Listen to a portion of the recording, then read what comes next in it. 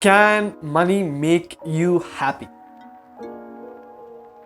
If you feel like it can, then comment yes. If you feel like no, money will not make you happy, then comment below no. The reason I'm asking you this question is because in today's video we will be covering on how money can make you happy. Now, money can't buy you happiness, but it can buy you opportunities to make yourself happy. But that's not the only thing. It's not as simple as that. There is a way to do it. And in this video, I will be telling you how. Hello guys, welcome to Book Ideas, where we tell you interesting ideas from interesting books. The idea for today, on how to use wealth to be happy, is from the book The Psychology of Money by Morgan Housel. Now, if you want to get this book, you can click the link in the description.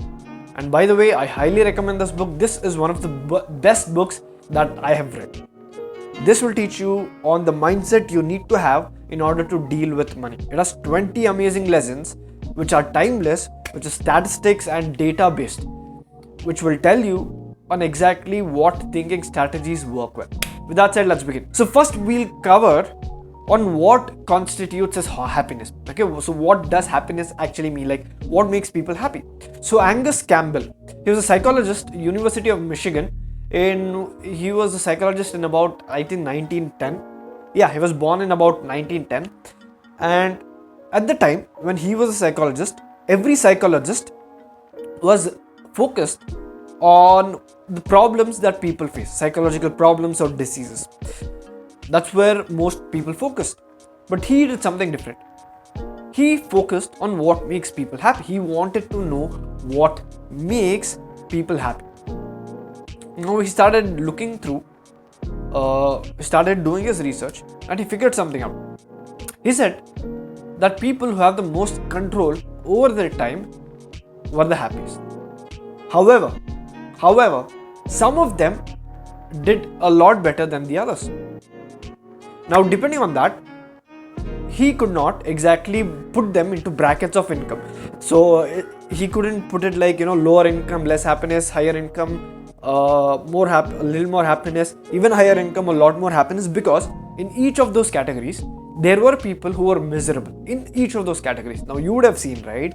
You would have heard about those wealthy people who are miserable, who are depressed, and then there are people who don't have enough, but they're happy. They're really freaking happy. So what's going on here? So to understand what's going on here, ultimately, what made people happy was the sense that they had control over their time. It's not just control over the time, but the sense that they had to feel like they were in control of their time. So how does this help you? And how can wealth be a way for you to achieve this? How can you achieve more control over your life? How can you use wealth to do it? Now in this next part, in one of his chapters, he gives a very good example. Okay, he gives a good example on how money could kind of relate to your happiness or your comfort or your control over time. He said a smaller amount of wealth means your ability to take a few days off work when you're sick without breaking the bank. So getting this will actually be important to you if you don't have it yet. Next, if you're a bit more wealthy, it means that you can wait for a good job to come around. If you get laid off, you can kind of wait around for a good job to come and then take it. Next, 6 months emergency expenses. If you have 6 months emergency expenses, that means you can take a vacation. You can leave your current job. You don't have to be terrified of your boss. And you know that it won't ruin you financially. You can kind of take your time and pick a job that's more suitable for you. Next, even more wealth means your ability to take a job with lower pay but flexible hours. Maybe the one with shorter commute. Or being able to deal with medical emergency without added burden of worrying about how you'll pay for it. Next, even more. If you have even more wealth, that could mean you retiring when you want, going to wherever you want, almost wherever you want, and spending time with whoever you want. And that is one of the highest forms of wealth. Now, if you really look at all these things, all these examples tell you how you can gain more control over your time, how wealth can do it. But we both know that sometimes when you have to be wealthy, you have to work extremely hard, extremely difficult, right? So what will you do now? Now, one could be you can take a job that you love, right? You really love a certain job, you can do that. So even if you're working hard in it, it's okay. But even for this, he gives an example. So he wanted to be an investment banker because they make a lot of money, which means he could make a lot of money very quickly and then retire. He got an internship at a financial company, and he said that was the opportunity of the lifetime. I think I'm kind of set. Here's what happened. Investment banking, he realized very quickly, was a job where if you can go home before 12, you are like, it's a luxurious opportunity. Like it's not something that you can really do it, because it's a job which is intellectually stimulating. It's fun to work there. It's long hours of work. It makes you feel important. But however, your freedom of time is less. You come home late and you go early in the morning and you work extremely hard for the rest of the time. Sure, you make a lot of money, but the trade-off is your loss of control in time. You're kind of like a slave. And he said that is something that most human beings can't handle. And he said out of 4 months of internship, he was only able to last for 1 month. Crazy, right? Now, why was this happening? He loved the job, right?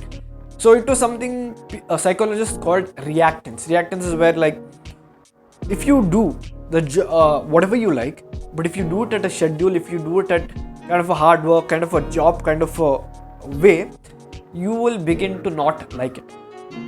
He gives also other evidence about how this can work, this can backfire on you. Like, doing what you love doesn't necessarily it's not necessarily as true as it looks. It's not as simple as it looks. And he also speaks about another problem when it comes to wealth. Sure, you can make a lot of money and all that, but here's one of the problems of the current age.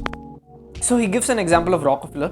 Rockefeller was one of the richest person in the world in the industrial era. Now, he was someone who didn't really speak much. He spent a lot of time alone. For a businessman, it's kind of strange, right? He spent a lot of time alone. He was very quiet. He did not talk much. And when people asked him, why didn't he talk much? He used to tell a poem on why listening was important. That's when Morgan Housel realized something. Morgan Housel being the author of the book. And he said that Rockefeller's work was not creating products or selling something or creating a business and all that. His main business was making good decisions. And his decision came from what he heard from people, what he understood from people, what he learned from people. And that is what he did when he was a lot of time alone, when he was doing his own thing, when he did not talk much. What looked like a lot of waste of time on the outside was actually a time that he used for thinking. Now, in this position, it's understandable, that's okay. But that is the problem that we are all facing right now. We are not in an industrial age. A lot of times, the decision we make is something that is mentally, it is a lot of mental work. What I mean by this is, back then it was like an industrial era. You can work, you can fix, let's say you're in a car manufacturing department, car assembly line. You just assemble, you have the tools, you press the button and all that. You can come back home and not think much about it. Let's say you, right now, you wanted to put out a marketing campaign, putting it out takes your thinking. Your thinking is something that's a lot more work than technically doing it. Technically doing it is easy, but putting that plan together is a more mental work. And another problem is that right now, in the age we are, at the time of Rockefeller time, it was more of physical labor. Now it's less of physical labor, more of like mental work, mental effort. And having a phone, having Wi-Fi has only increased that, which means you can be productive. You can be equally productive as you are in an office at 2 p.m.